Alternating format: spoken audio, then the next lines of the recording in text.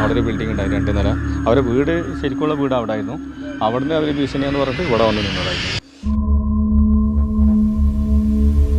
മഴ പെയ്യുമ്പോഴാണ് കുട്ടികൾക്ക് വല്ലാത്ത, നമ്മളെന്ത് പറഞ്ഞു കൊടുക്കുകയാണെങ്കിൽ അല്ലെങ്കിൽ എന്തെങ്കിലും ഒന്ന് ചോദിച്ചാൽ അവർക്ക് അതിനോടേക്കല്ല, ഈ പുറത്ത് മഴ പെയ്യുന്നുണ്ടല്ലോ എന്നുള്ള ഒരു ടെൻഷൻ.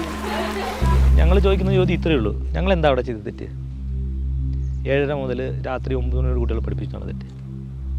അത് കുട്ടികൾക്ക് അക്ഷരം പറഞ്ഞു കൊടുത്തത് തെറ്റോ?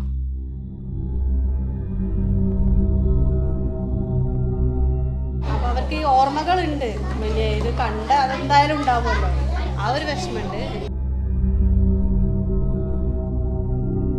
മുണ്ടക്കൈയിലെ പള്ളി പോയി എന്ന് പറഞ്ഞപ്പോൾ ഞാൻ പള്ളീൻ്റെ അടുത്തുള്ളതാണ്. അപ്പോൾ അത്രയും ഹൈറ്റിൽ പോയിട്ടുണ്ടെന്ന് പറഞ്ഞപ്പോൾ ഞാൻ ഏകദേശം അവിടെ നിന്ന് ഉറപ്പിച്ചിരുന്നു.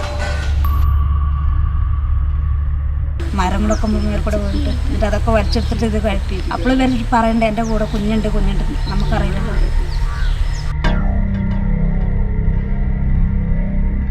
അപ്പോൾ 1-ാം ക്ലാസ് മുതൽ എല്ലാ ക്ലാസ്സിലും പിള്ളേരുമായിട്ട് പാട്ടൊക്കെ പാടി ലാസ്റ്റ് ദിവസം